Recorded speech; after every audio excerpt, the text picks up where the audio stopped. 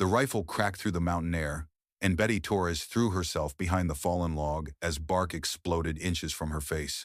Her heart hammered against her ribs as she pressed herself into the cold earth, the smell of pine needles and fear sharp in her nostrils. 3 men on horseback circled the clearing where she had been gathering kindling, their voices carrying cruel laughter across the snow-dusted ground. "Come out, damaged goods," William Adams called, his voice echoing off the granite walls of the canyon. "We just want to talk." Betty squeezed her eyes shut, her fingers digging into the frozen soil. Damaged goods. The words followed her everywhere, whispered in town squares and shouted from saloon doorways. Ever since that night 6 months ago, when Richard Cruz had taken what wasn't his to take and left her reputation in tatters, the label had stuck like pitch. No decent man would look at her now. No family would welcome her. She was 23 years old and already considered used up, worthless, something to be discarded. Another shot rang out, closer this time. Betty's breath came in short, visible puffs as she tried to make herself smaller behind the log. She could hear the horses moving, their hooves crunching through the thin layer of snow that had fallen during the night. Winter was coming early to the Colorado Territory, and she had been living in an abandoned trapper's cabin for weeks now, surviving on what little she could forage and trap. "We know you're there, Betty." Jonathan Jackson's voice was slick with false kindness. "Richard told us all about you, said you were real accommodating." The shame burned in her chest, hot and familiar. She had trusted Richard Cruz, had believed his promises of marriage and respectability. Instead, he had taken her innocence and spread stories about her willingness, painting her as a woman of loose morals who had seduced him. The truth didn't matter. In a place where a woman's reputation was everything. Before we see how this ends, tell us where you're watching from and hype this video in the comments. A 4th horse appeared at the edge of the clearing, moving with deliberate slowness. Betty raised her head just enough to see the rider, a man she didn't recognize. He was tall in the saddle, broad-shouldered, with dark hair that touched his collar and a face that looked like it had been carved from the same granite as the surrounding peaks. He wore simple clothes, buckskin and wool, but there was something about the way he sat his horse that commanded attention. "Paul Roberts," William Adams called out, his voice suddenly less confident. "This ain't your concern." The man called Paul Roberts said nothing. He simply guided his horse between the 3 men and the log where Betty hid, his presence somehow changing the entire atmosphere of the clearing. Betty could see his profile now, the strong line of his jaw, the way his eyes swept the scene with cold assessment. "The lady seems disinclined to your company," Paul finally spoke, his voice deep and steady. "Might be time you moved along." Justin Powell laughed, but it sounded forced. "Lady? You know what she is, Roberts." Richard Cruz made that real clear to everyone in Millfield. "She's damaged goods, fair game for anyone who wants a turn." The words hit Betty like physical blows. She pressed her face against the earth, wishing she could disappear entirely. This was her life now, hiding behind logs while men discussed her worth like she was livestock at auction. Paul Roberts dismounted with fluid grace, his boots hitting the ground with soft thuds. "I'll ask you once more to move along." "Or what?" William Adams raised his rifle. "You planning to fight all 3 of us over a used-up whore?" The silence that followed was profound. Betty could hear her own heartbeat, the whisper of wind through pine needles, the nervous shifting of horses. When Paul Roberts spoke again, his voice was quiet, almost conversational. "I've killed men for less." The simple statement carried absolute conviction. Betty felt something shift in the air, a tension that made her skin prickle. She risked another look and saw that Paul had not drawn a weapon, had not even moved his hands toward the gun at his hip. He simply stood there, relaxed and ready, like a predator that knew exactly how dangerous it was. The 3 men exchanged glances. Whatever they saw in Paul Roberts' face made their decision for them. William Adams lowered his rifle first, then wheeled his horse around. "This ain't over," he called back as they rode away. "She's still what she is, and everyone knows it." Their hoofbeats faded into the distance, leaving only the sound of wind and Betty's ragged breathing. She remained behind the log, afraid to move, afraid to believe they were really gone. Paul Roberts stood motionless for a long moment, then slowly turned toward her hiding place. "They're gone," he said simply. "You can come out now." Betty's legs shook as she tried to stand. The shame and fear of the last few minutes had left her weak, and she stumbled as she rose from behind the log. Paul Roberts made no move to help her, but his eyes never left her face. There was no judgment there, no disgust or pity, just a steady, calm assessment that somehow made her feel less exposed. "Thank you," she managed, her voice barely above a whisper. He nodded once. "You hurt?" She shook her head, not trusting her voice. Her hands were still trembling as she brushed pine needles and dirt from her worn dress. The fabric was thin and patched, the best she could manage with her limited resources. She was acutely aware of how she must look, wild-haired and dirty, living like an animal in the mountains. "You're Betty Torres," he said. It wasn't a question. The shame flared again, hot and sharp. Of course he knew who she was. Everyone in 3 counties knew the story by now, knew what Richard Cruz had done to her and how she had been cast out for it. She lifted her chin, trying to find some scrap of dignity. I'm Paul Roberts. I have a cabin about 5 miles north of here." He gestured toward the mountains. "Winter's coming. That trapper's shack you're staying in won't keep you alive when the real cold hits." Betty stared at him. Was he offering her shelter? The thought was so unexpected that she couldn't process it at first. Men didn't help women like her, not without expecting payment of a particular kind. "I don't have any money," she said carefully. "Didn't ask for any. I can't pay you in other ways either." The words came out harder than she intended, edged with the defensive anger that had become her constant companion. Something that might have been amusement flickered in his dark eyes. "Didn't ask for that either."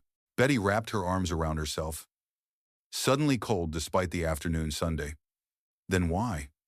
Paul Roberts was quiet for a long moment, studying her with those steady eyes. When he spoke, his voice was matter-of-fact, as if he were discussing the weather. "Because no one deserves to freeze to death for another man's lies." The words hit her like a physical blow. She stared at him, searching his face for signs of mockery or deception, but found none. He believed her.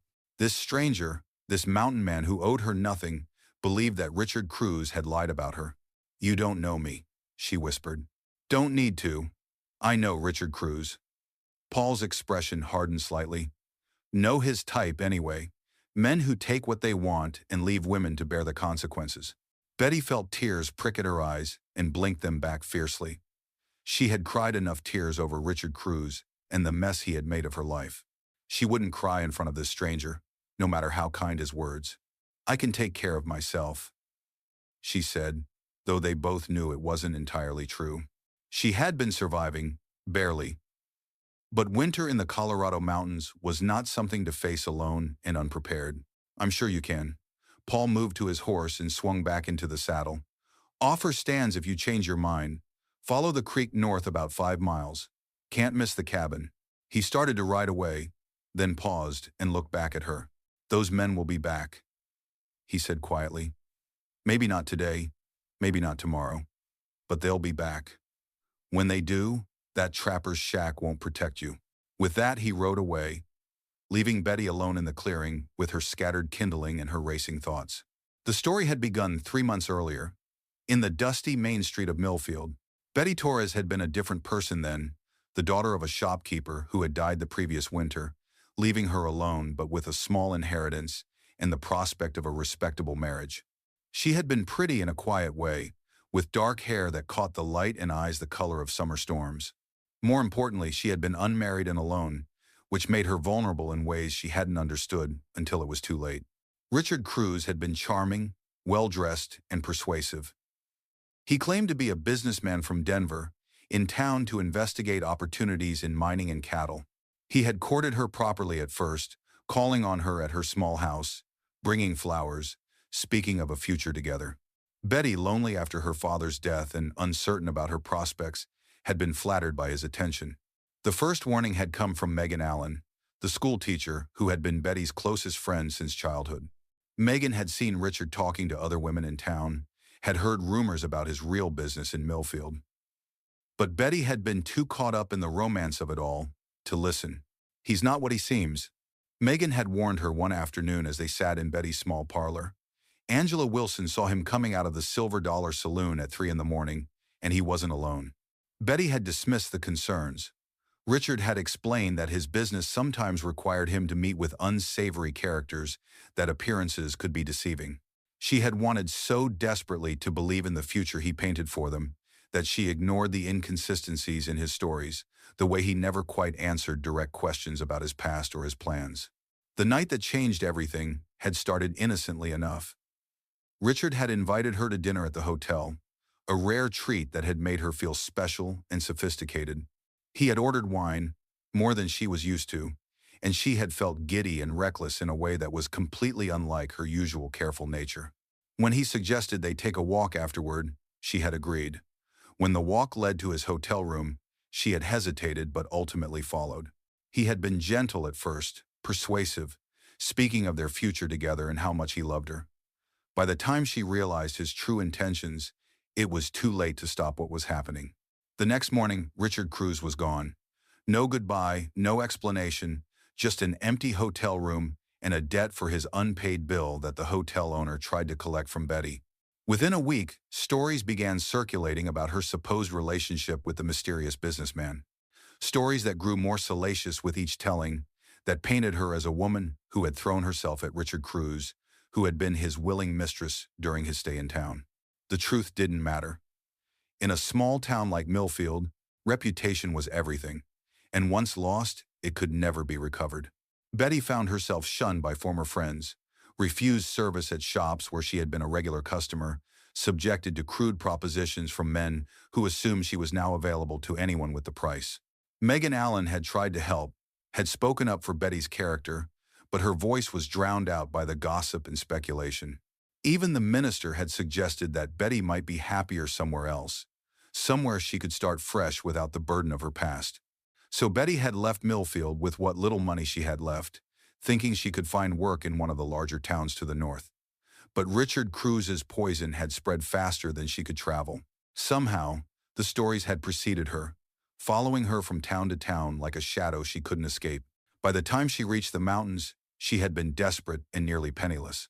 The abandoned trapper's cabin had seemed like a godsend, a place where she could hide from the world and try to figure out what to do with the ruins of her life.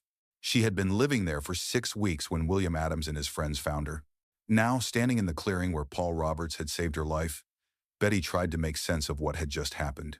A stranger had defended her honor, had spoken of Richard Cruz's lies as if he knew them to be lies, had offered her shelter with no apparent expectation of payment. It seemed too good to be true, which in Betty's experience usually meant it was.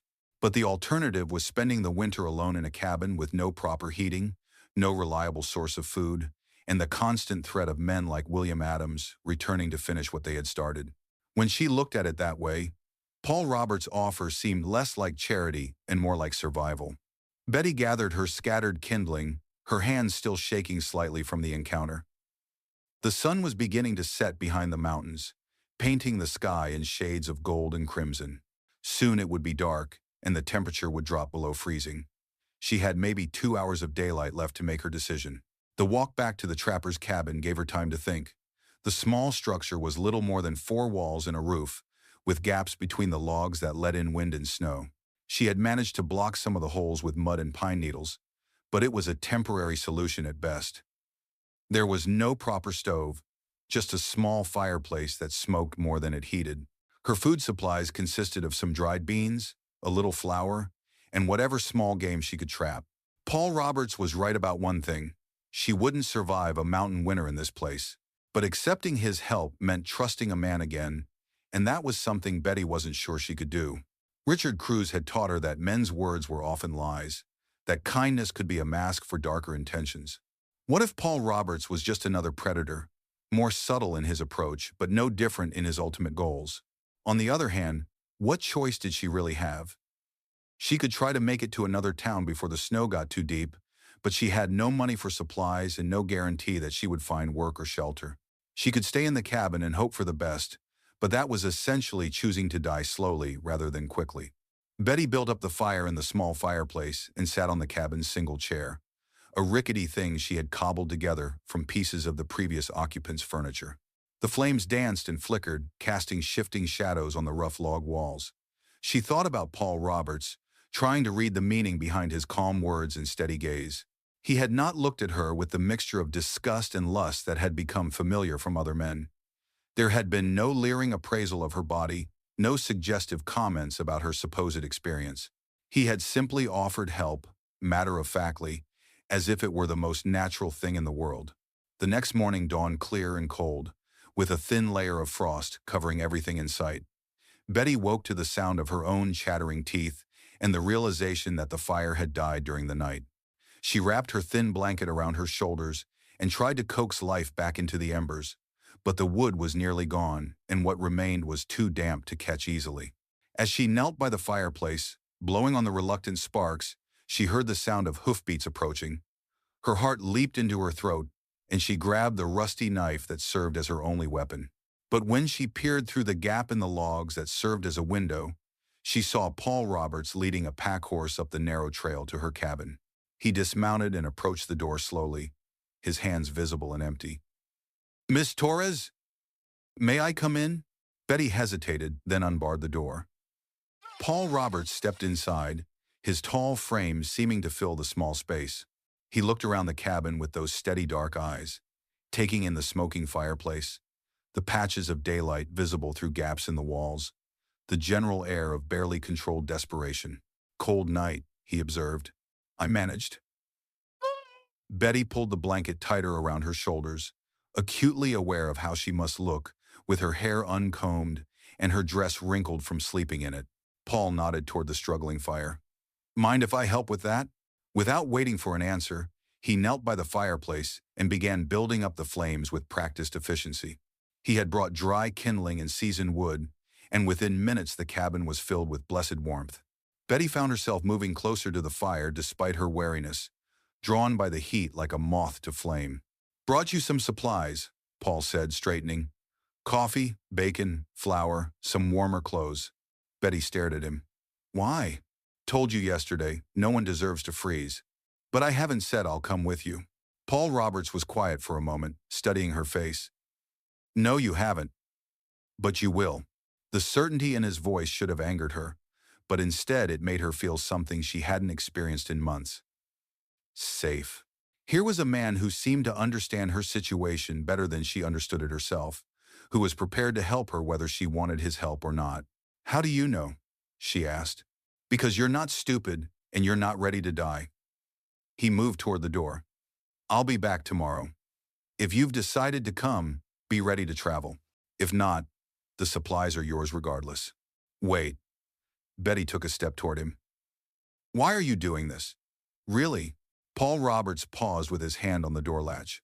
For the first time since she had met him, he seemed to struggle with his words. When he finally spoke, his voice was quieter than usual. "Had a sister once, Sarah. She got involved with the wrong man, ended up in a situation not unlike yours." His jaw tightened slightly. Difference was, nobody offered to help her. She didn't make it through that first winter. The simple words carried a weight of pain that made Betty's chest ache. She wanted to ask more questions, to understand the story behind his brief explanation, but something in his expression warned her off.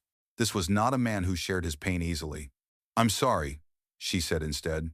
Paul Roberts nodded once, then left without another word. Betty stood in the doorway and watched him ride away, leading his pack horse back down the mountain trail. When he was out of sight, she turned her attention to the supplies he had brought. There was enough food to last her several weeks, good quality provisions that must have cost more than she had seen in months. The clothes were practical and warm, a heavy wool coat, sturdy boots, thick stockings, and undergarments. Everything was clean and well made, clearly purchased rather than scrounged from abandoned belongings. Betty fingered the soft wool of the coat, marveling at its quality. When was the last time she had owned something so fine? Before her father's death? Certainly. Before Richard Cruz had destroyed her life and left her with nothing but shame and regret. She spent the day cleaning the cabin and organizing the supplies, trying to make sense of her situation. Paul Roberts had given her a choice, but they both knew it wasn't really a choice at all. She could accept his help and have a chance at survival, or she could cling to her pride and likely die before spring. The question was whether she could trust him. His story about his sister rang true, explained his motivation in a way that made sense.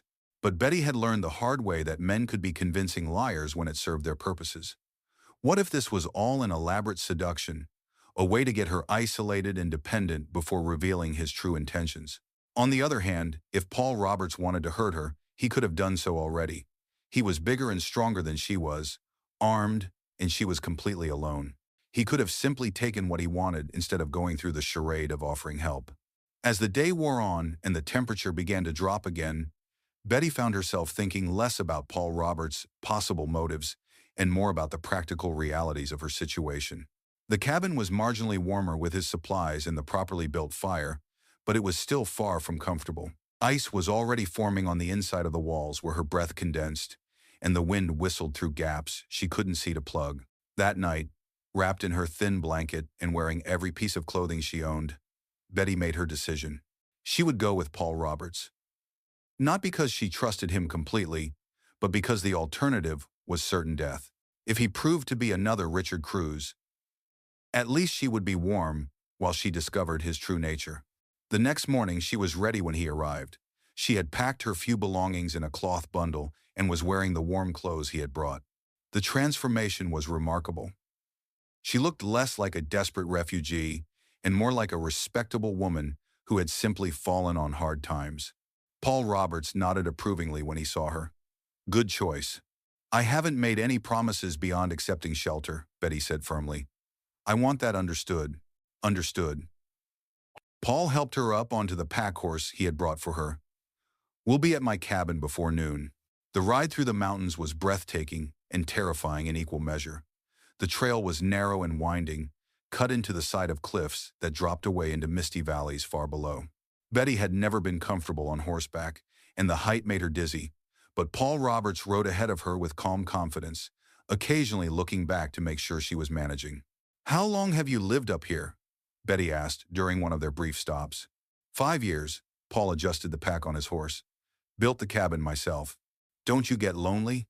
Paul Roberts looked at her with something that might have been surprise. "Do you?" The question caught her off guard. She had been so focused on survival, on avoiding the cruel words and crueler hands of people like William Adams, that she hadn't really considered her emotional state. But now that he asked, she realized that loneliness was exactly what she felt. Not just the isolation of living alone in the mountains, but the deeper loneliness of being cut off from human connection, of being seen as something damaged and worthless. "Yes," she admitted, "I do." Paul Roberts nodded as if this confirmed something he had already suspected. "Then we'll be good company for each other."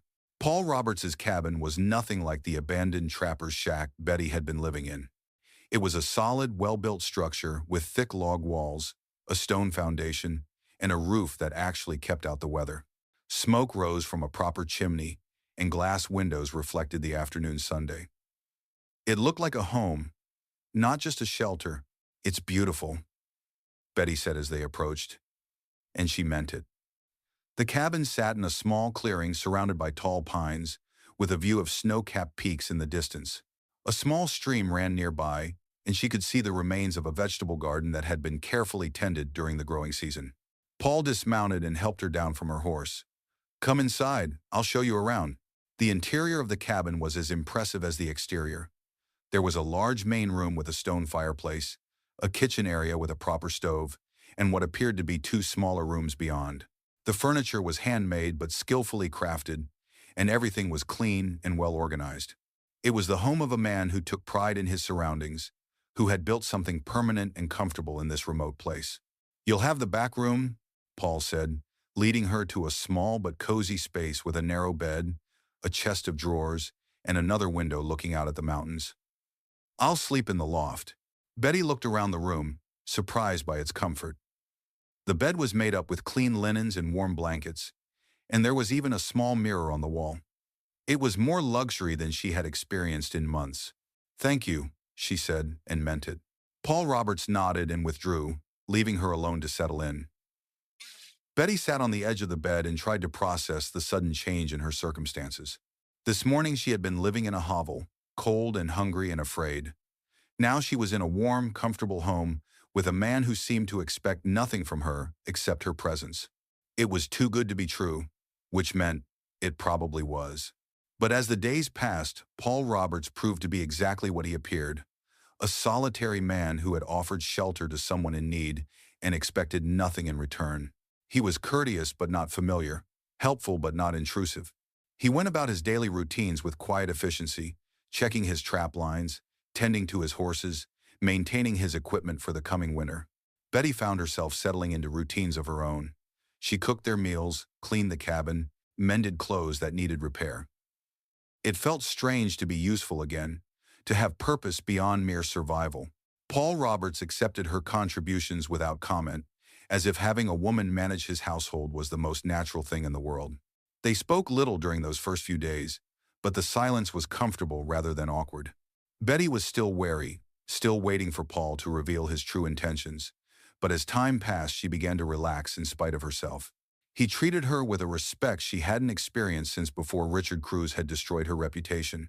He didn't leer at her or make suggestive comments. He didn't try to catch her alone or create situations where she might feel vulnerable. Most surprisingly, he didn't seem to see her as damaged goods at all.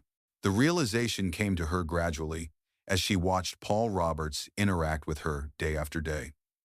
There was no pity in his gaze, no disgust, no calculation.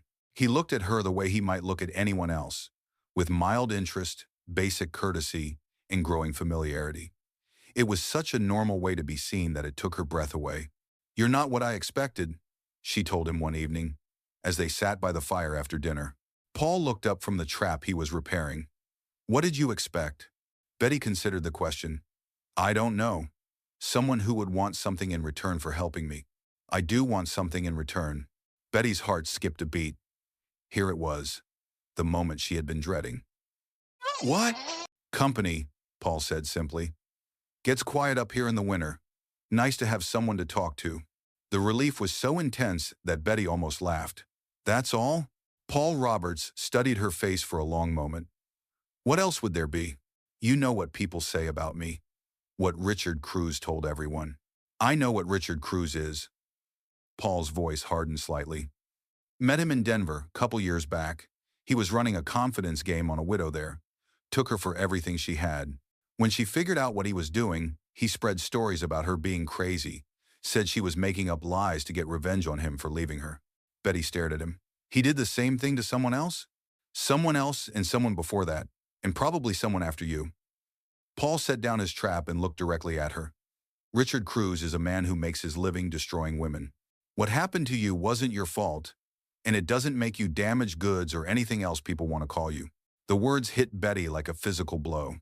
For months she had carried the shame of what Richard Cruz had done to her, had accepted the judgment of people who called her foolish and immoral. She had begun to believe that maybe she was damaged, that maybe she deserved the treatment she had received. But Paul Roberts was telling her that she was just another victim of a practiced predator, that there was nothing wrong with her except the misfortune of crossing paths with the wrong man at the wrong time. "How do you know all this?" she whispered. "Because I made it my business to know." Paul's expression was grim. "After what happened to my sister, I started paying attention to men like Cruz. There's more of them than you'd think, and they all work the same way. Find a vulnerable woman, charm her, take what they want, then destroy her reputation so she can't fight back." Betty felt tears threatening and blinked them back. "Your sister, what happened to her?" Paul was quiet for so long that Betty thought he wouldn't answer. When he finally spoke, his voice was barely above a whisper. "Man named Thomas Hartwell came through our town when Sarah was 18. Said he was a cattle buyer, had money and prospects. Courted her proper for a month, then convinced her to run away with him. Turned out he already had a wife and 3 children back in Missouri. When Sarah found out, she tried to come home." Paul stopped, his jaw working as if the words were difficult to form.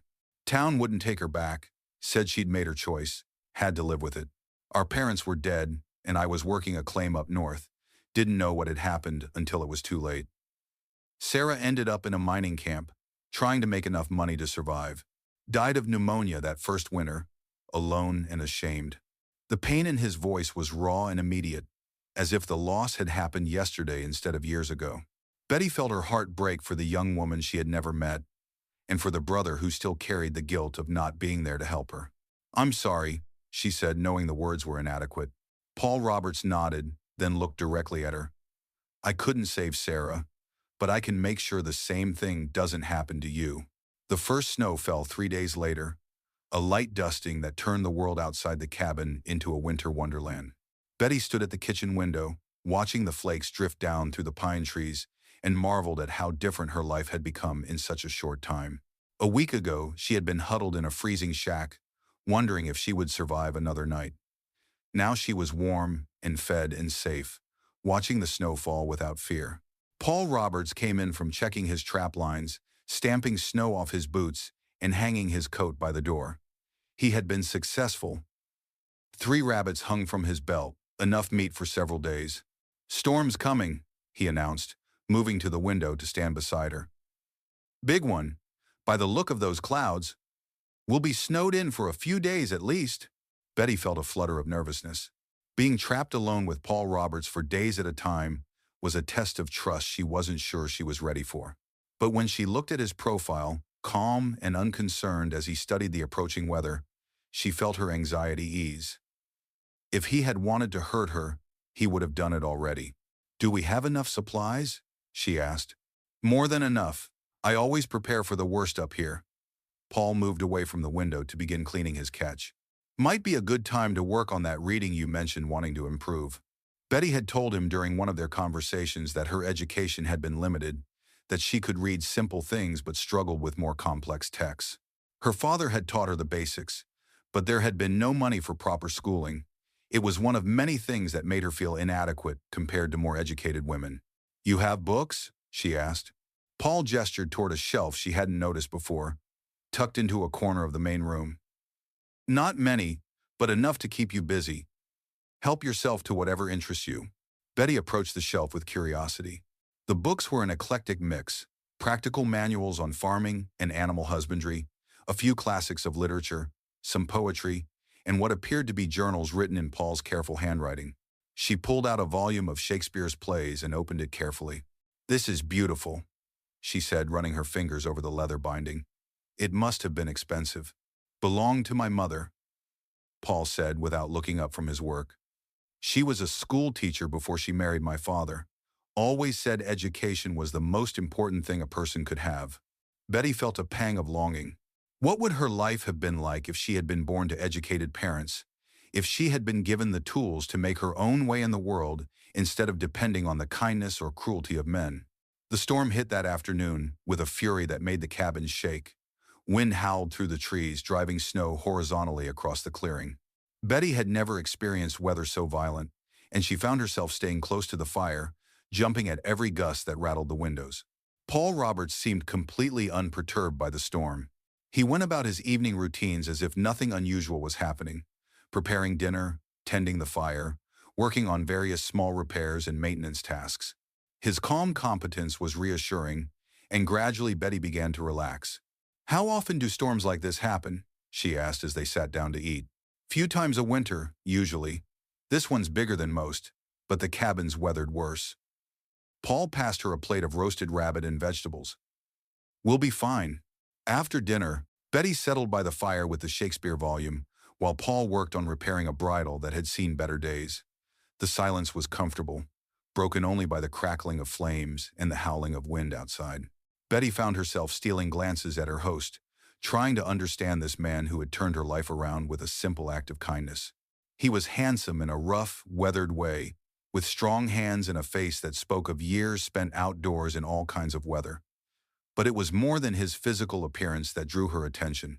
There was something solid and dependable about Paul Roberts, a sense that he was exactly what he appeared to be with no hidden agendas or secret motives.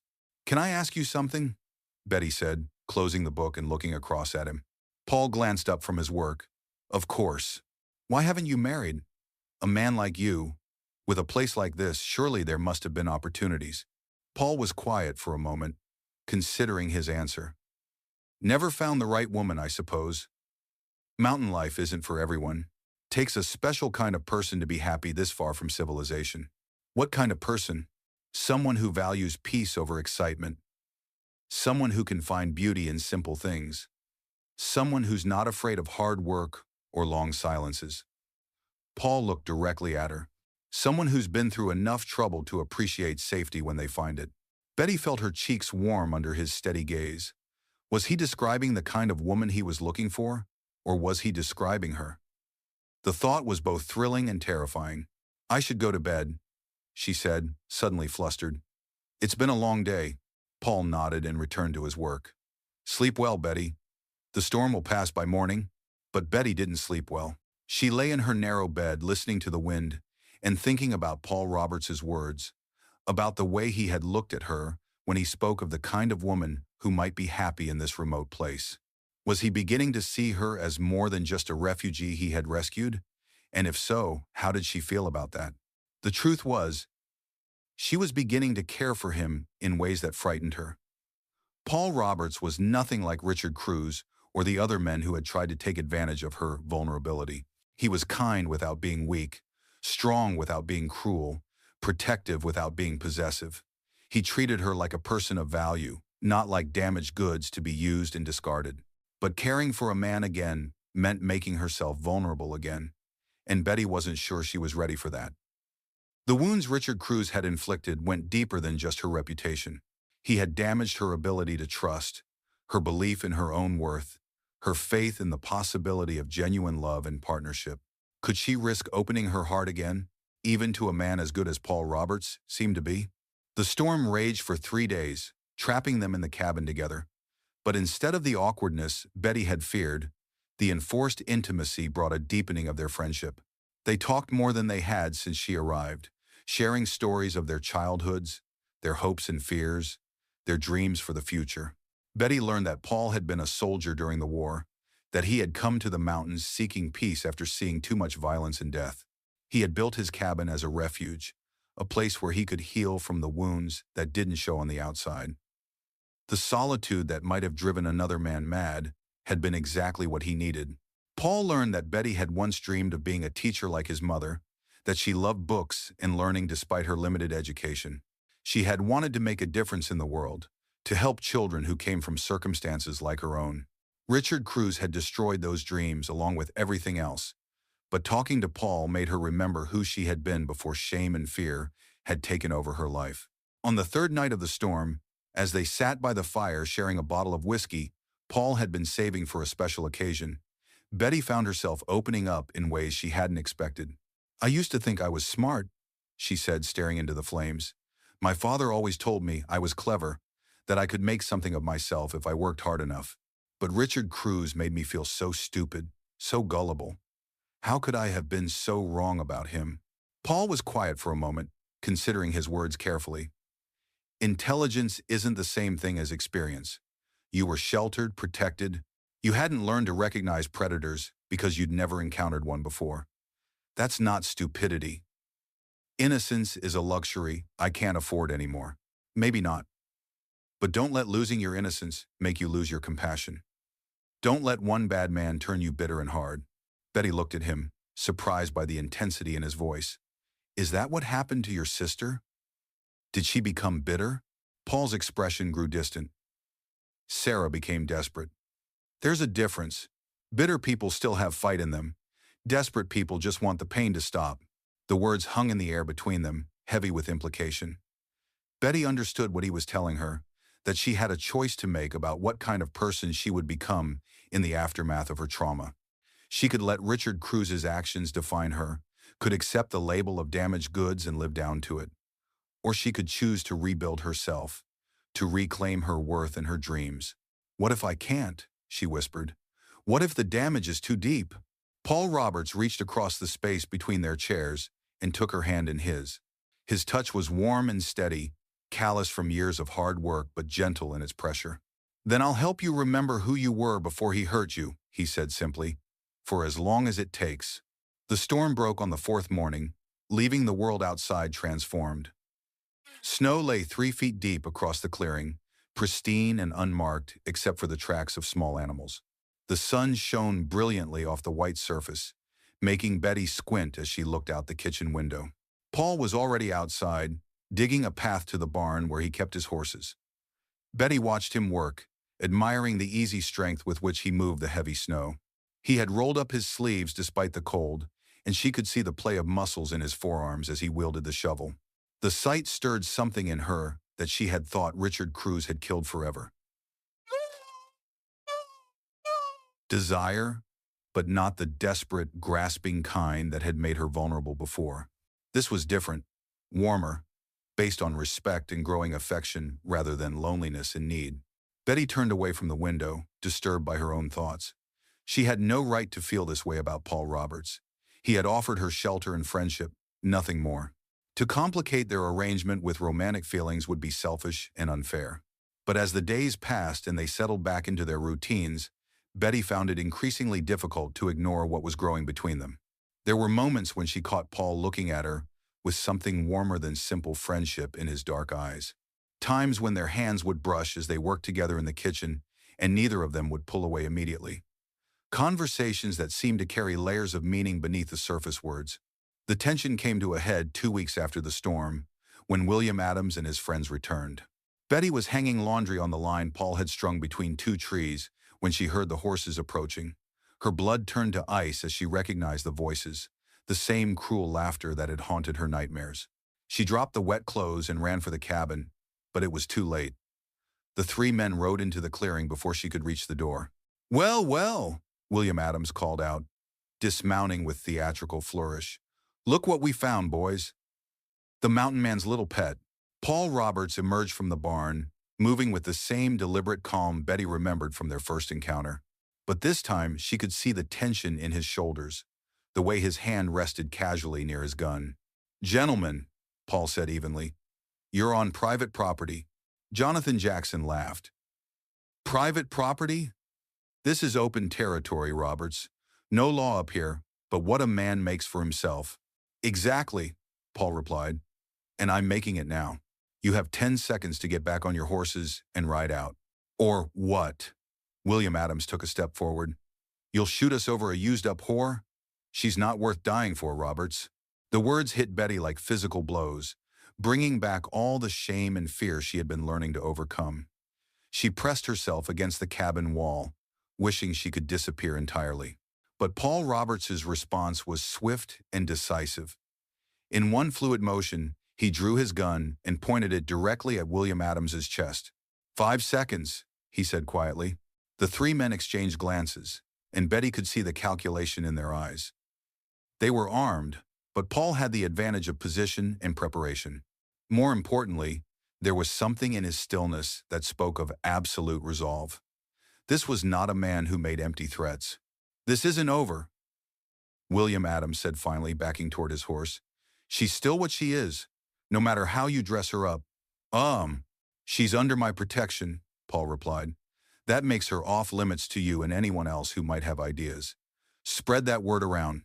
The 3 men mounted and rode away, but not before William Adams called back one final taunt. "Enjoy your damaged goods, Roberts, but don't expect the rest of us to pretend she's something she's not." After they were gone, Betty sank to her knees in the snow, overwhelmed by shame and gratitude in equal measure. Paul Roberts had defended her again, had put himself at risk for her sake. But the words William Adams had spoken echoed in her mind, reminding her of what she was and always would be in the eyes of the world. Paul holstered his gun and came to where she knelt. "Betty, look at me."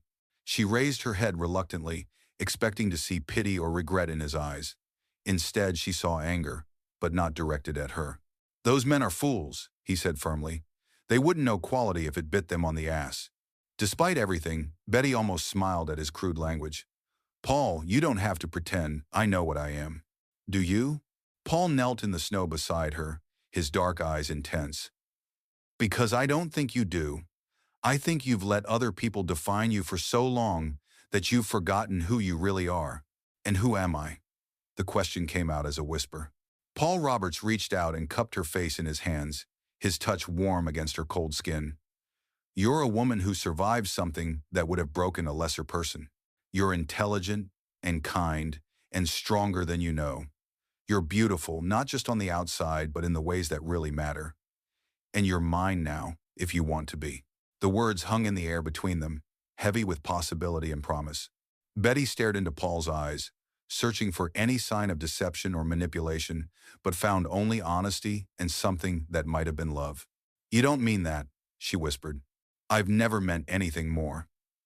Paul's thumbs brushed across her cheekbones, wiping away tears she hadn't realized she was shedding. I know you've been hurt, and I know it's hard to trust again. But I'm not Richard Cruz or William Adams or any of those other fools. I see who you really are, Betty Torres, and I want you to be part of my life.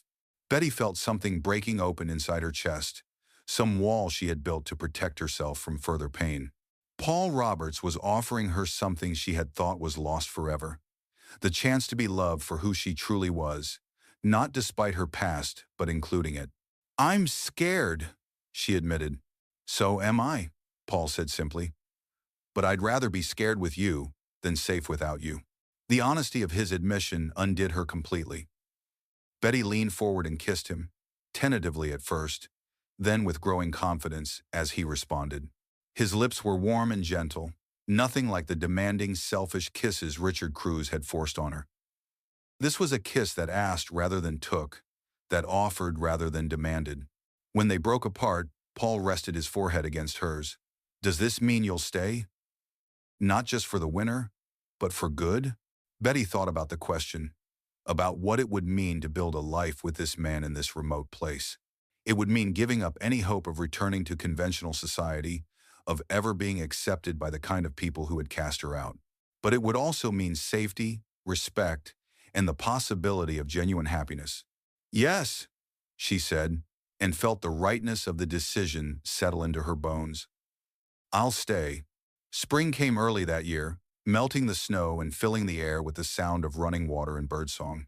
Betty stood in the doorway of the cabin, watching Paul work in the expanded vegetable garden they had planned together during the long winter evenings. He was shirtless in the warm sun, his skin bronzed and gleaming with sweat as he turned the rich soil. The sight still had the power to make her pulse quicken, even after months of sharing his bed and his life. Paul Roberts was a generous lover, patient and attentive, helping her discover that physical intimacy could be something beautiful rather than something to be endured. He had been careful with her at first, understanding that she needed time to heal from Richard Cruz's rough handling, but gradually she had learned to trust him with her body as completely as she trusted him with her heart. Admiring the view? Paul called out, grinning at her from across the garden. Betty felt herself blush, even after all this time. Maybe. Paul straightened and wiped his hands on a rag, then walked over to where she stood. Even after months together, the sight of him approaching still made her heart race. He was everything Richard Cruz had pretended to be. Strong, honorable, devoted to her welfare above his own. I have something for you, he said, reaching into his pocket. Betty looked down at his outstretched hand and gasped.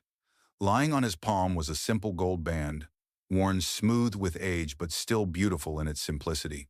It was my mother's, Paul said quietly. I know it's not much, and I know we can't have a proper ceremony up here, but I wanted you to have it. Wanted everyone to know you belong to me and I belong to you. Betty felt tears spring to her eyes as she looked at the ring. Marriage. Paul Roberts was asking her to marry him, to be his wife in truth as well as in practice. It was more than she had ever dared hope for, more than she had thought possible after Richard Cruz had destroyed her reputation. Are you sure? She whispered. People will say you're marrying damaged goods. Paul's expression hardened. People can say whatever they want. I know what I'm getting, and it's the best thing that's ever happened to me. He took her hand and slipped the ring onto her finger. It fit perfectly, as if it had been made for her. Betty stared down at it, marveling at how such a simple piece of metal could represent so much hope and promise. I love you, she said, the words coming easily now after months of practice. I never thought I'd be able to say that to anyone again, but I love you, Paul Roberts. And I love you, Betty Torres, soon to be Roberts. Paul pulled her into his arms and kissed her soundly. We'll make it official next time we go to town. The thought of going to town sent a familiar flutter of anxiety through Betty's stomach. She had been hiding in the mountains for almost a year now, safe in Paul's protection but cut off from the rest of the world. Eventually they would need supplies they couldn't make or grow themselves, would have to face the judgment and gossip of people who remembered the scandal of Richard Cruz. But she was no longer the same frightened, broken woman who had fled Millfield in shame. Months of Paul's steady love and respect had helped her rebuild her sense of self-worth. She was still Betty Torres, but she was also Paul Roberts' woman, and that meant something in this part of the world. When? She asked. Next month, when the trails are fully clear, we'll go to Silverton, find a preacher, make it legal. Paul's arms tightened around her. Then we'll come home and start our real life together. Home. Betty looked around at the cabin, the garden, the mountains that surrounded them like protective walls. This was home now, not the town that had rejected her or the family that had never existed. This was where she belonged, with the man who had seen past her supposed damage to the woman underneath. The trip to Silverton took 2 days of hard riding through mountain passes still muddy from melted snow. Betty had been nervous about the journey, afraid of encountering people who might recognize her or know her story. But Paul's presence beside her was reassuring, and gradually she began to relax and enjoy the scenery. Silverton was a rough mining town, full of men seeking their fortunes in silver and gold. It was the kind of place where people minded their own business and didn't ask too many questions about a person's past. Betty felt some of her anxiety ease as they rode down the main street. No one paid them any special attention. They were just another couple among many. The preacher was a practical man who asked few questions and accepted Paul's payment without comment. The ceremony was brief and simple, conducted in the small church with 2 miners as witnesses. Betty wore her best dress, the blue wool Paul had bought for her in town, and carried a small bouquet of wildflowers they had picked along the trail. Do you, Paul Roberts, take this woman to be your lawfully wedded wife? I do. Do you, Betty Torres, take this man to be your lawfully wedded husband? Betty looked into Paul's steady dark eyes and felt the last of her fears fall away. I do. I do. Then by the power vested in me by the territory of Colorado, I pronounce you husband and wife. Paul's kiss was gentle and reverent, sealing their union with all the solemnity the simple ceremony deserved. When they broke apart, Betty saw tears in his eyes that matched her own. They were married. After everything that had happened, after all the shame and pain and fear, she was finally someone's wife. Not just anyone's, but Paul Roberts, the best man she had ever known. The celebration was quiet, just dinner at the hotel and a night in a real bed with clean sheets and hot water for bathing. But it was perfect in its simplicity, a reflection of the life they had built together in the mountains. No regrets? Paul asked as they lay together afterward. Betty's head pillowed on his chest. None, she said, and meant it completely. This is exactly where I want to be. They stayed in town for 3 days, buying supplies and enjoying the luxury of hot meals they didn't have to cook themselves. But by the 3rd day, Betty was eager to return to their cabin, to the quiet peace of their mountain home. Silverton was exciting in its way, but it was also loud and dirty and full of rough men who reminded her too much of William Adams and his friends. The journey home was peaceful, the mountain air clean and sweet after the smoke and dust of town. As they crested the final ridge and saw their cabin nestled in its clearing below, Betty felt a profound sense of homecoming. This was where she belonged now, where she was safe and loved and valued. Welcome home, Mrs. Roberts, Paul said, helping her down from her horse. Mrs. Roberts. Betty smiled at the sound of her new name. She was no longer Betty Torres, the damaged goods of Millfield. She was Betty Roberts, wife of Paul Roberts, mistress of a mountain homestead, and partner in a life built on mutual respect and genuine love. That night, as they lay in their own bed in their own cabin, Betty reflected on the journey that had brought her here. A year ago, she had been broken and afraid, convinced that her life was over before it had really begun. Richard Cruz had taken her innocence and her reputation, had left her with nothing but shame and the cruel judgment of people who should have known better. But out of that darkness had come Paul Roberts, like an answer to prayers she hadn't dared to pray. He had seen past the labels and the gossip to the woman underneath, had offered her not just shelter but the chance to rebuild herself from the ground up. She was still the same person who had made the mistake of trusting Richard Cruz, but she was no longer defined by that mistake. She was Paul's wife, a woman of worth and dignity, someone who had survived the worst that life could throw at her and emerged stronger for it. The seasons turned, and Betty Roberts settled into the rhythm of mountain life with surprising ease. She learned to preserve food for the winter, to tend the animals Paul acquired to supplement their diet, to read the weather signs that warned of approaching storms. The skills that had seemed impossible when she was struggling to survive alone came naturally when she had Paul's patient instruction and steady support. Their first winter as a married couple was harsh but comfortable. The cabin was warm and well-stocked, and they had each other for company during the long, dark months. Betty spent hours reading by firelight, working her way through Paul's small library and improving her education with his encouragement. Paul worked on various projects, crafting furniture and tools they would need, planning improvements to their homestead. It was during that winter that Betty began to write. At first, it was just a journal, a way to record the details of their daily life and her thoughts about the dramatic changes in her circumstances. But gradually it became something more. Stories about mountain life, observations about the natural world around them, reflections on the journey from shame to self-respect. "You have a gift," Paul told her one evening, reading over a piece she had written about the first snowfall of winter. "This is beautiful writing, Betty. You should think about sending some of these to newspapers or magazines." Betty laughed at the suggestion. "Who would want to read anything I wrote?" "Anyone who appreciates honest, thoughtful writing about real life," Paul said seriously. "You have a perspective that's worth sharing." The idea seemed impossible at first, but as winter turned to spring and Betty continued to write, she began to consider it more seriously. She had always loved books and learning, had once dreamed of being a teacher. Perhaps writing could be another way to educate and inspire, to help other women who might be struggling with their own challenges. Their second summer brought visitors to the mountain, something that had never happened before. A family named the Jacksons was traveling through the territory, looking for a place to settle, and they stopped at the Roberts homestead seeking directions and supplies. Betty was nervous about meeting strangers, afraid they might somehow know her story or judge her for her past. But the Jacksons were kind, decent people who accepted her and Paul's hospitality with gratitude and treated her with the respect due to any married woman. "You have a lovely home, Mrs. Jackson told Betty as they sat on the cabin's small porch, watching the children play in the clearing. "It must be wonderful to live in such a peaceful place." "It is," Betty agreed, surprised by how natural it felt to play the role of hostess, to represent herself and Paul as a respectable married couple. "We're very happy here," and it was true.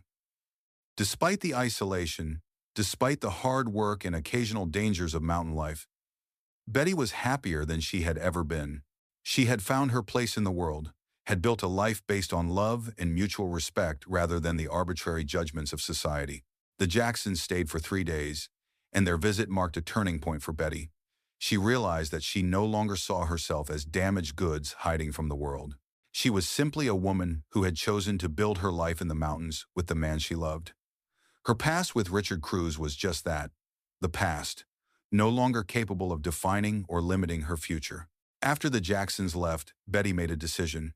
She would submit some of her writing to publications back east, would try to share her perspective on frontier life and the possibility of redemption and new beginnings. If editors rejected her work, so be it. But she would no longer hide her light under a bushel, simply because of mistakes she had made or trauma she had endured. Paul supported her decision completely, even riding to town to mail her first submissions and to arrange for a post office box where responses could be sent. The wait for replies seemed endless, but Betty used the time to continue writing, to hone her craft and develop her unique voice. The first acceptance letter arrived in late fall, from a women's magazine that wanted to publish her essay about starting over after personal tragedy. The payment was small, but the validation was enormous. Someone, somewhere, thought her words were worth sharing with the world. "I'm so proud of you," Paul said, holding her as she cried tears of joy and relief. "You've come so far from the frightened woman I found in that clearing." Betty pulled back to look at him, this man who had saved her life in more ways than she could count. "We've come so far. I couldn't have done any of this without you." "Yes, you could have," Paul said firmly. "You had the strength inside you all along. I just helped you remember it." As their third winter together approached, Betty reflected on the woman she had become. She was no longer the naive girl who had been taken in by Richard Cruz's false promises, but neither was she the broken, ashamed creature who had fled into the mountains. She was something new, a woman who had faced the worst that life could offer and had chosen to rebuild rather than surrender. Her writing was beginning to gain recognition, and she had started corresponding with other women who had read her work and found inspiration in her story. Many of them were dealing with their own challenges, their own struggles with shame and judgment, and the need to start over. Betty's words gave them hope, showed them that it was possible to rise above their circumstances and create meaningful lives. "You're helping people," Paul observed one evening, reading a letter from a woman in Kansas who had left an abusive marriage and was trying to support herself and her children. "Your writing is making a real difference." "80 have." Betty looked at the growing pile of correspondence, at the evidence that her words were reaching women across the country who needed to hear them. It was more than she had ever dared hope for, a purpose and calling that had grown out of her own pain and transformation. "Richard Cruz thought he destroyed me," she said quietly. "He thought he could use me and throw me away, leave me with nothing but shame and regret. But he was wrong. Everything he did to me, all the pain and fear and isolation, it's become the foundation for something good, something that helps other women who are going through what I went through." Paul nodded, understanding the profound nature of her realization. "You've turned your wounds into wisdom. That's the best revenge of all." Betty smiled at the thought. She no longer felt anger toward Richard Cruz, no longer wished for revenge or justice. He had done what he had done, and she had survived it and grown stronger because of it. That was victory enough. As snow began to fall outside their warm cabin, Betty Roberts sat at her writing desk and began work on her next piece. It would be about the nature of true strength, about the difference between the power that destroys and the power that creates and nurtures. It would be about the love of a good man and the possibility of redemption, about the journey from victim to survivor to something more. She was no longer damaged goods, if she ever truly had been. She was a woman who had been tested by fire and had emerged refined rather than consumed. She was a wife, a writer, a voice for women who needed to know that their stories were not over, that new chapters could be written no matter how dark the previous ones had been. The mountain wind sang around their cabin, but inside all was warmth and light and the quiet satisfaction of lives well lived. Betty Roberts picked up her pen and began to write, adding her voice to the great conversation of human experience, proof that even the most broken things could be made beautiful again. Years passed like pages turning in a well-loved book, each season bringing its own challenges and rewards to the mountain homestead. Betty's writing flourished, her essays and stories finding eager audiences in publications across the country. She had become something of a voice for women who had faced adversity and found ways to rebuild their lives, and her correspondence with readers grew into a network of support and encouragement that spanned the continent. Paul expanded their homestead, adding outbuildings and improving their farming capabilities. He proved to have a gift for breeding horses, and their small herd became known throughout the territory for its quality. Visitors came more frequently now, drawn by the reputation of the Roberts place as a haven of hospitality and honest dealing. Betty no longer felt anxiety about meeting strangers. The woman who had once hidden behind logs to avoid confrontation now welcomed guests with genuine warmth, secure in her identity as Paul Roberts' wife and partner. She had learned to hold her head high, to meet curious glances with steady confidence, to respond to questions about her background with simple dignity. The past was not forgotten, but it no longer had the power to shame or diminish her. She had integrated her experiences with Richard Cruz into the larger story of her life, understanding them as a chapter that had led to better things rather than as a defining tragedy. On a crisp autumn morning in their 5th year of marriage, Betty was working in her garden when she heard familiar voices approaching. She looked up to see William Adams and Jonathan Jackson riding into the clearing, older now and somewhat worse for wear, but still recognizable as the men who had once terrorized her. Betty felt a moment of the old fear, the instinctive urge to hide or flee, but it passed quickly, replaced by a calm assessment of the situation. She was not the same woman these men had once hunted. She was on her own property, surrounded by the life she and Paul had built together, protected by love and law and her own hard-won strength. Paul emerged from the barn, moving with the same deliberate calm she remembered from their earlier encounters. But now Betty could see the additional confidence that came from years of partnership, the knowledge that he was not facing these men alone. "Adams. Jackson?" Paul's greeting was neutral, neither welcoming nor hostile. "What brings you to my property?" William Adams dismounted, his movements showing the stiffness of a man who had lived hard and was feeling the effects. "Heard you two had done well for yourselves up here." Thought we'd pay our respects. Betty continued working in her garden, but she was listening carefully to every word. These men had not come to pay respects. They wanted something, and she suspected she knew what it was. "We're doing fine," Paul replied evenly. "Was there something specific you needed?" Jonathan Jackson cleared his throat. "Well, actually, we were hoping you might see fit to help us out. Times have been hard, and we heard your woman there has been making money with her writing. Thought maybe you could spare something for old neighbors." The audacity of the request took Betty's breath away. These men, who had once called her damaged goods and threatened her with violence, were now asking for charity based on their supposed neighborly relationship. It would have been laughable if it weren't so insulting. Paul's response was measured but firm. "I'm afraid I don't recall us ever being neighbors, gentlemen, and my wife's earnings are her own business." "My wife?" Betty felt a warm glow at the pride in Paul's voice, the way he claimed her and defended her right to the fruits of her own labor. William Adams's expression darkened at the words. "Your wife," he repeated mockingly. "Still playing house with damaged goods, are you, Roberts? Must be getting mighty lonely up here to settle for Richard Cruz's leavings." The insult hung in the air like smoke from a poorly tended fire. Betty straightened slowly from her garden work, feeling something crystallize inside her chest. She had spent years healing from the wounds these men and others like them had inflicted.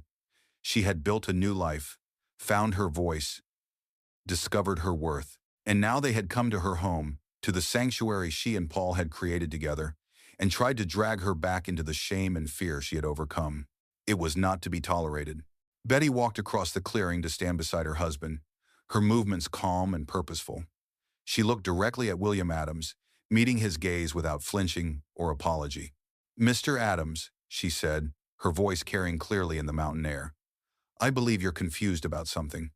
I am not damaged goods, and I never was. I was a young woman who made the mistake of trusting the wrong man, but that mistake does not define me or diminish my value." William Adams laughed, but there was uncertainty in the sound. "Still telling yourself fairy tales, I see. Everyone knows what you are, what Richard Cruz said about you." "Richard Cruz was a liar and a predator," Betty replied calmly. "He destroyed several women's lives for his own profit and amusement. I was simply one of his victims, but I survived and thrived despite his actions. I have a successful marriage, a thriving career as a writer, and the respect of people whose opinions actually matter." She gestured to the homestead around them, to the evidence of the life she and Paul had built together. "I have everything I ever wanted, and more than I ever dared hope for. I am loved, respected, and valued by a man worth 10 of Richard Cruz. My writing reaches thousands of readers who find inspiration in my story. I have turned my pain into purpose, my shame into strength." Betty took a step closer to William Adams, her voice gaining power with each word. "So tell me, Mr. Adams, what exactly makes me damaged goods? The fact that I trusted the wrong man? The fact that I was young and inexperienced? Or is it simply that I'm a woman, and in your small mind, any woman who has been touched by scandal must be worthless forever?" William Adams shifted uncomfortably, clearly not having expected this response from the woman he remembered as frightened and ashamed. "Now," Betty continued, "you've come to my home, insulted my husband and myself, and asked us for charity despite having shown us nothing but cruelty in the past. I think it's time you left." Jonathan Jackson started to protest, but Paul stepped forward, his hand resting casually on his gun. "You heard my wife," he said quietly. "Time to go." The two men mounted their horses with obvious reluctance, their scheme for easy money having failed completely. As they prepared to ride away, William Adams made one last attempt to wound. "You can dress it up all you want, but everyone still knows what you are," he called to Betty. Betty Roberts smiled, an expression of genuine amusement and pity. "Yes, they do," she agreed. "I am a woman who survived, who overcame, who built something beautiful from the ruins of someone else's cruelty. I am a wife, a writer, a voice for other women who need to know that their stories are not over. I am living proof that no man's actions can truly destroy a woman unless she allows them to." She paused, letting her words sink in. "And what are you, Mr. Adams? What have you built? What have you overcome? What legacy will you leave behind besides the memory of a man who tried to tear others down because he couldn't lift himself up?" The question hung in the air as the two men rode away, their shoulders hunched with defeat and embarrassment. Betty watched them go, feeling not triumph but a kind of peaceful closure. She had faced her tormentors and found them smaller than her fears had made them, their power over her completely broken. Paul put his arm around her shoulders, pulling her close. "I'm proud of you," he said simply. Betty leaned into his warmth, feeling the solid strength that had anchored her through all the storms of the past years. "I'm not the same woman they once terrorized," she said. "I've learned who I really am, and it has nothing to do with their opinions or anyone else's." That evening, as they sat by their fire and talked about the day's events, Betty reflected on how completely her life had changed. The woman who had once hidden behind fallen logs now stood in her own clearing and faced down her demons with confidence and grace. She had found her voice, claimed her worth, and built a life that reflected her true values rather than society's arbitrary judgments. "Do you think they'll be back?" Paul asked. Betty considered the question, thinking about the defeat she had seen in William Adams's eyes, the way both men had seemed diminished by their failed attempt at intimidation. "No," she said finally. "I don't think they will. They came here expecting to find the same frightened girl they once knew. Instead, they found a woman who knows exactly who she is and what she's worth. That's not something they know how to handle." Paul nodded, understanding the deeper implications of what had happened. Betty had not just defended herself.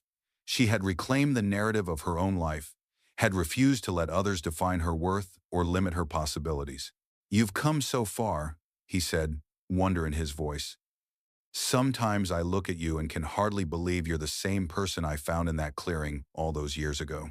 "I'm not the same person," Betty replied, "but I'm not completely different either. The strength was always there. The intelligence, the capacity for love and growth. I just needed someone to help me remember who I was underneath all the fear and shame."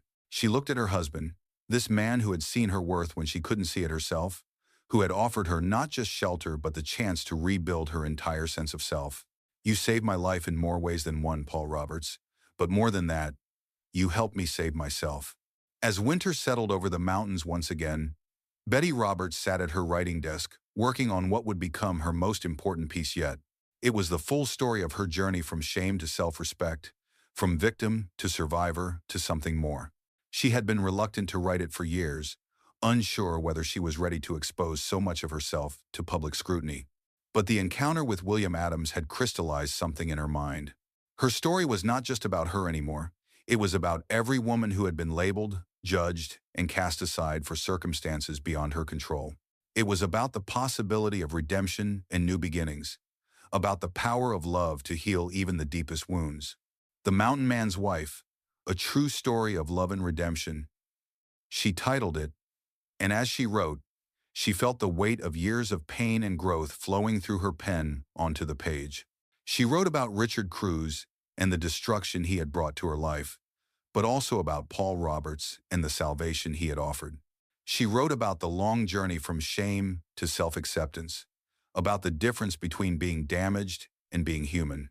Most importantly, she wrote about the truth that had taken her years to understand, that no one else's actions, no matter how cruel or destructive, could truly define her worth unless she allowed them to. She was the author of her own story, the architect of her own redemption. Paul read the finished piece with tears in his eyes. "This will help so many women," he said, his voice thick with emotion. "You're giving them permission to see themselves differently, to believe that they can rise above whatever has been done to them."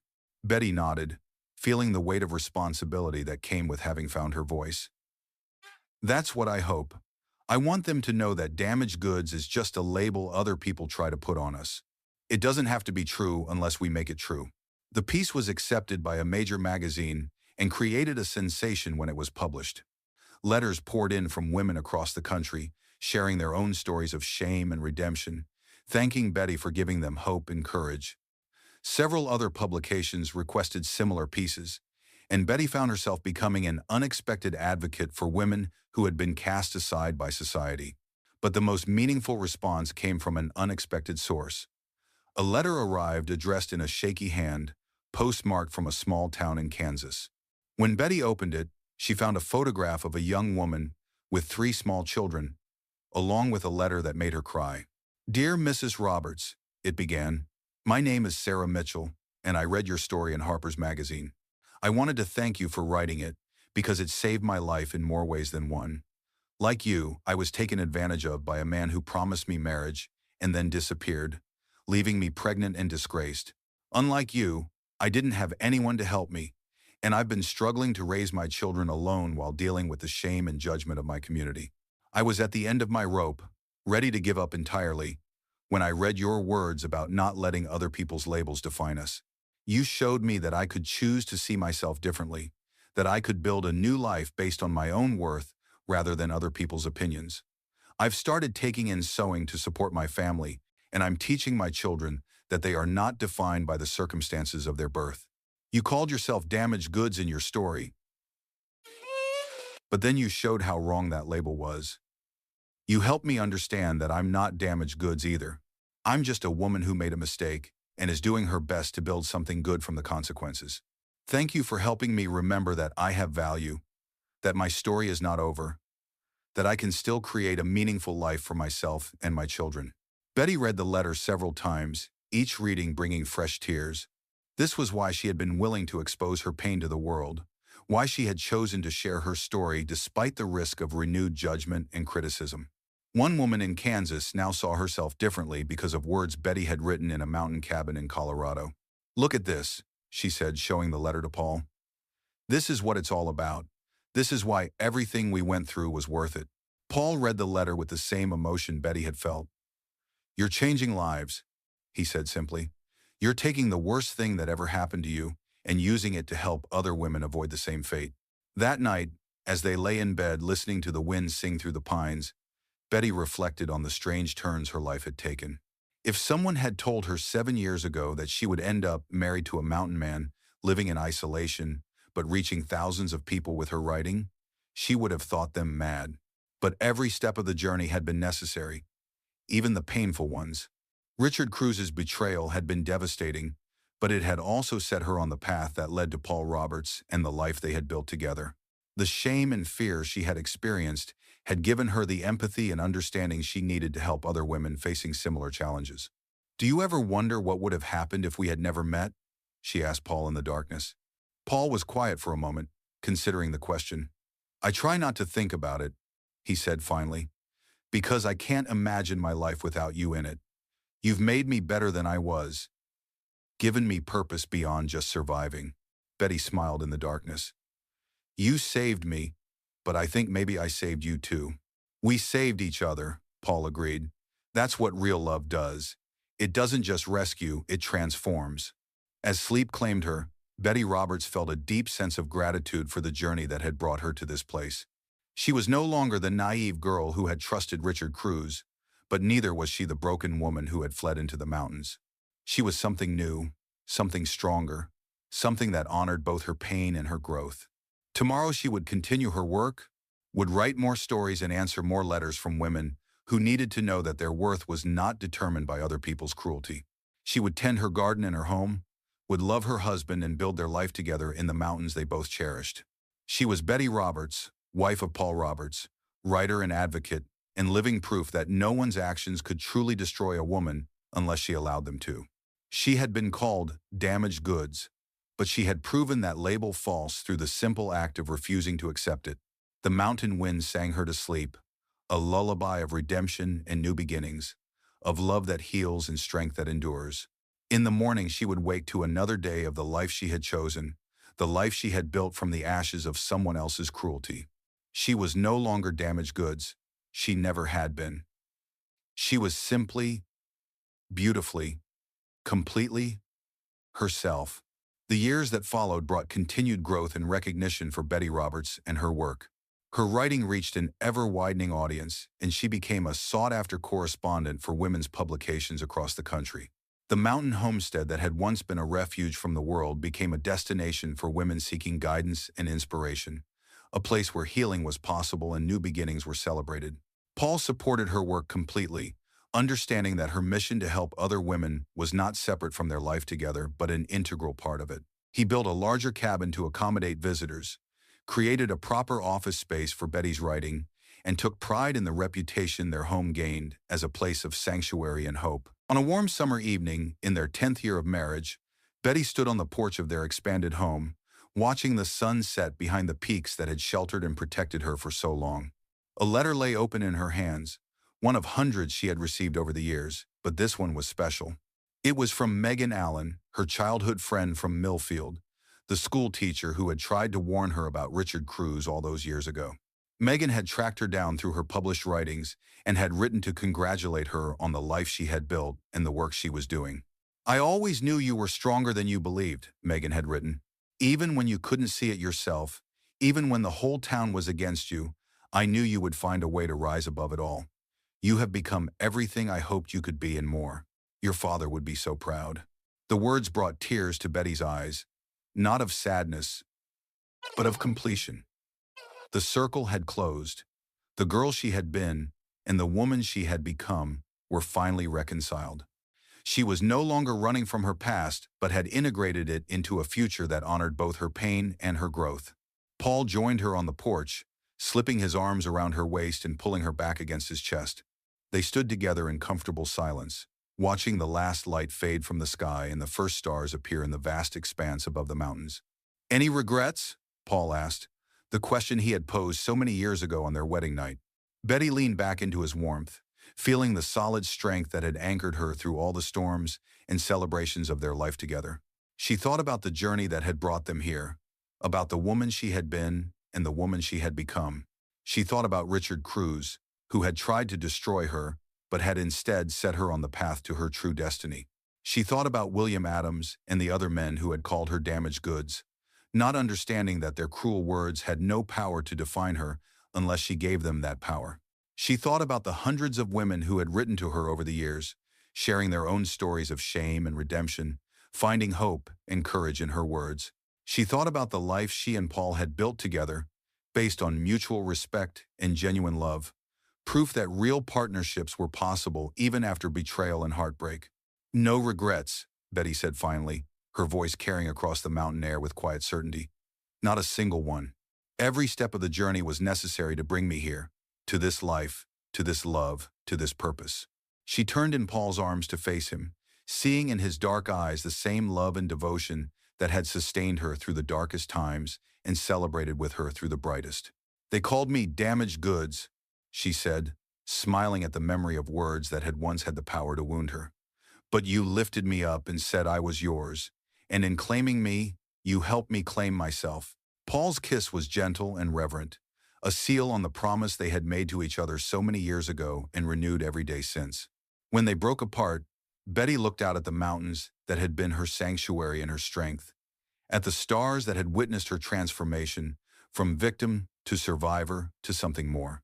She was Betty Roberts, wife and writer, advocate and inspiration, living proof that no one's cruelty could truly destroy a woman who refused to be destroyed. She had taken the worst thing that had ever happened to her and transformed it into the foundation for a life of meaning and purpose.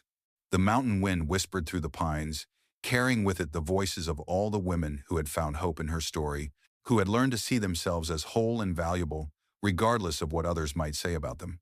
It carried the promise that love could heal even the deepest wounds, that new beginnings were always possible, that the labels others tried to place on us had no power unless we accepted them. Betty Roberts had been called damaged goods, but she had proven that label false through the simple act of refusing to believe it.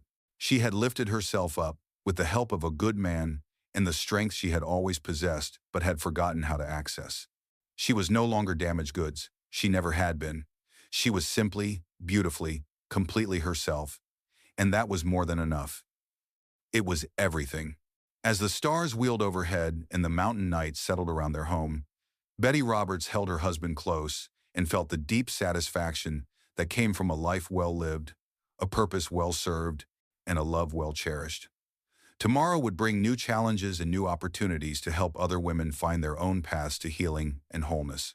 But tonight, she was simply grateful for the journey that had brought her here, for the man who had seen her worth when she couldn't see it herself, and for the strength that had carried her from the depths of shame to the heights of self-acceptance and beyond.